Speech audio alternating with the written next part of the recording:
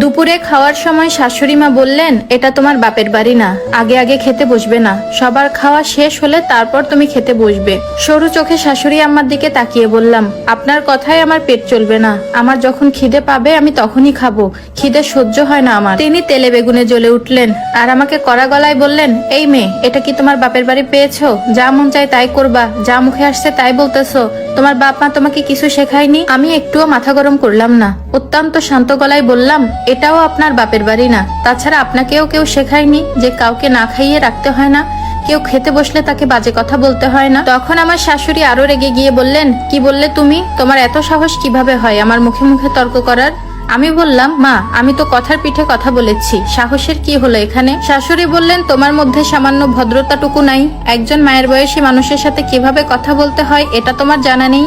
তখন আমি বললাম, মায়ের বয়সী মহিলারা যদি মায়ের মতো আচরণ না করে তাহলে সম্মান আশা করে কিভাবে? যতদূর মনে পড়ে আমার মা খাবার নিয়ে কোনোদিন কোনো কথা শোনায়নি, খোঁটা দেয়নি, খেতে বসলে কখনো চিৎকার চেঁচামেচি করেনি। এখন তার সম্মানটা অন্য কাউকে দিলে তাকে অপমান করা হবে। শাশুড়ি মা আর কোনো কথা বললেন না, কাঁদতে কাঁদতে নিজের রুমে চলে গেলেন। আমি বহু কষ্টে আমার খাওয়াটা শেষ করলাম। আমি জানি এই ঘটনাটা এখানেই শেষ হবে না, হাত পা ফুলিয়ে আরো গজাবে, বাকি সদস্যদের মধ্যে আলোচনা সমালোচনা হবে। একান্নবর্তী পরিবারে কখনো দুই এক কথায় ভালো করে সমস্যার সমাধান হয় না। হাত মুখ ধুয়ে আমি আমার রুমে চলে গেলাম। যাওয়ার সময় শুনলাম আমার শাশুড়ি মা বলছে, আজকালকার মেয়েরা চরম বেয়াদব, বড়দের মুখে মুখে কথা বলাটা তারা স্মার্টনেস মনে করে। তিনি বেশ আক্ষেপ নিয়ে কথাগুলো বলতেছিলেন, কাকে বলতেছিলেন সেটা দেখতে গেলাম না। আমি সোজা আমার রুমে চলে আসলাম। রুমে এসে আমার দরজা বন্ধ করে দিলাম। মাসখানেক আগে আমাদের বিয়ে হয়েছে। আমার স্বামীরা 3 ভাই 2 বোন, সে বড়, বাকি ভাই বোনদের এখনো বিয়ে হয়নি। বাকি সবাই আমরা একই সাথে জয়েন্ট ফ্যামিলিতে থাকি। আমাদের বিয়েটা পারিবারিক ভাবেই হয়। আমার স্বামী সবেমাত্র বিসিএস পাশ করেছে। যখন আমাকে বিয়ের প্রস্তাব দিয়েছিলেন তারা, আমার বাবা এক কথায় রাজি হয়ে গিয়েছিলেন। সাধারণ পরিবারের বাবারা এমন পাত্র কখনো হাতছাড়া করবে না। আমার বাবাও হাতছাড়া করেনি। বিনা যৌতুকে প্রথম শ্রেণীর কর্মকর্তা সরকারি চাকরিজীবীর কাছে আমাকে বিয়ে দিয়ে দিলেন। এমন ছেলের সাথে মেয়েকে বিয়ে দেওয়াটাকে সারা জীবনের পুণ্যের ফল মনে করলেন আমার বাবা। কতটা পুণ্যের ফল পেয়েছেন তিনি জানি না, কিন্তু আমার স্বামী যথেষ্ট ভদ্র মানুষ, বিনা কারণে অহেতুক গালমন্দ করে না, বাজে কথাও বলে না। স্ত্রী এবং তার সম্মানের উপর বেশ যত্নশীল তিনি। এই তো কয়েকদিন আগে আমার খালা শাশুড়ি এসেছিলেন আমাদের বাড়িতে। তিনি অনেক আক্ষেপ নিয়ে বলছিলেন, মানিকের বিয়ে আরো ভালো মেয়ের সাথে হতে পারত, বউটার সাথে একদমই মানায়নি। মেয়ের গায়ের রংটা ওর থেকে বেশ চাপা, আহামরি দেখতেও সুন্দর না, তেমন বড়লোক ঘরের মেয়েও না। একে যে কি দেখে বিয়ে করলে তোমরা, কে জানে। এতটুক বলেই তিনি ক্ষান্ত হননি। আমাকে শুনিয়ে শুনিয়ে তিনি আরো অনেক কথা বলতে লাগলেন। তার কথাগুলো এতটাই কুৎসিত যে মুখে তুলতেও বাধে। তখন আমার স্বামী রেগে গিয়ে বলে উঠলেন, কোন সাহসে আপনি আমার স্ত্রীর সম্পর্কে এতগুলো কথা বললেন? আমার বউকে ছোট করার অধিকার আমি কাউকে দিইনি। তখন খালা শাশুড়ি বলে উঠলেন, আমি কি মিথ্যা কথা বলেছি নাকি? তুই চাইলে এর থেকে 1000 গুণ ভালো মেয়েকে বিয়ে করতে পারতি। তখন মানিক বলল, আমি কি করতে পারতাম না পারতাম সেটা আপনার কাছে শুনতে চাইনি। আর আপনি যদি আমার স্ত্রীকে সম্মান করতে না পারেন আর তাকে মেনে নিতে যদি আপনার অনেক বেশি কষ্ট হয়, তাহলে আপনি আমার বাড়ি থেকে চলে যেতে পারেন। আমার খালা শাশুড়ি সেদিনই চলে গেল। আমার শাশুড়ি মা তাকে অনেক আটকানোর চেষ্টা করেছিলেন, কিন্তু পারেনি, সে চলে গিয়েছিল কাঁদতে কাঁদতে। এই ঘটনা ঘটার পর আমার শাশুড়ি আমাকে আরো দেখতে পারতেন না, উঠতে বসতে আমাকে কথা শোনাতেন।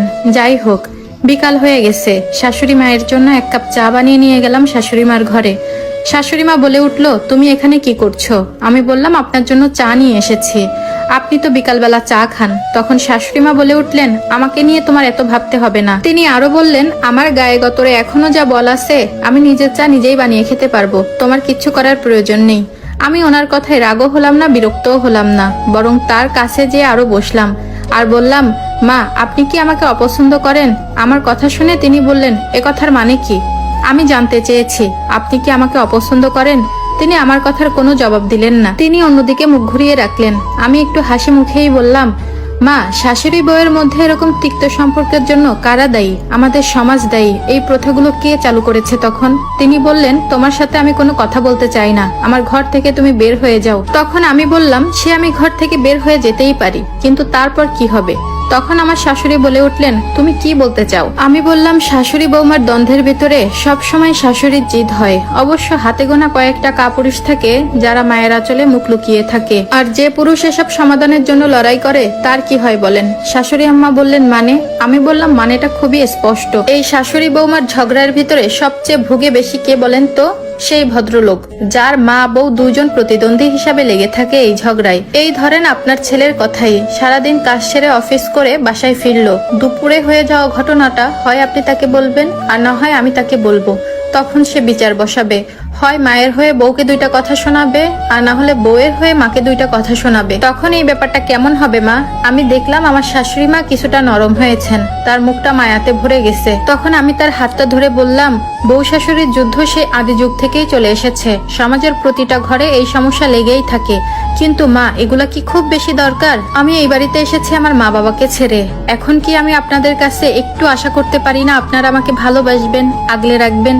তিনি আমার কথায় কোনো জবাব দিলেন না। আমি মলিন মুখে বললাম, একটা কথা কি জানেন মা, গাছ তেমনই ফল দেয় যেমন আমরা গাছকে যত্ন করি। আপনি আজ আমার সাথে যেমন ব্যবহার করবেন, কাল কিন্তু আমার কাছ থেকে ঠিক তেমন ব্যবহারই ফেরত পাবেন। আজ আমার জায়গায় যদি আপনার একটা মেয়ে থাকতো, তাহলে কি আপনি তার সাথে এই ব্যবহারটা করতে পারতেন? তিনি চুপ করে রইলেন, আর কোনো কথা বললেন না। আমি আবারও বললাম, আপনিও তো একসময় বৌমা ছিলেন, তখন আপনার শাশুড়ি আপনার সাথে কেমন ব্যবহার করেছে সেটা তো জানি না, কিন্তু আমরা তো ভালো হয়ে থাকতে পারি। হয়তো বা এই যুগে যুগে চলে আসা কুৎসিত প্রথা আমরা চেঞ্জ করতে পারবো না, কিন্তু আমরা তো আমাদের পরিবারকে চেঞ্জ করতে পারি। শাশুড়ি বৌমা দুইজন মিলে আমাদের সংসারটা খুব শান্তিময় করে তুলতে পারি। আর আমাদের ভেতরে যদি এই দ্বন্দ্ব, এই ঝগড়া দিন দিন বেড়েই চলে, তিক্ত পর্যায়ে চলে যায়, তখন সংসার ভাগাভাগির পর্যায়ে চলে যাবে। হয় আপনার ছেলে আমাকে নিয়ে আলাদা সংসার করবে, না হলে আমাকে ছেড়ে দিবে। তখন এই পরিণতির জন্য কে দায়ী থাকবে মা? সমাজ পরিবর্তন না করতে পারলেও আমাদের পরিবারটা আমরা পরিবর্তন করতে পারি। আমার শাশুড়ি আম্মা আর কোনো কথা বললেন না, আমার বানানো সেই ঠান্ডা চাটা খেয়ে নিলেন। এখন দেখি তার চেহারায় সেই বিরক্তি ভাবটা আর নাই, একগুচ্ছ মায়া এসে তার মুখে ছড়িয়ে পড়েছে। আলহামদুলিল্লাহ।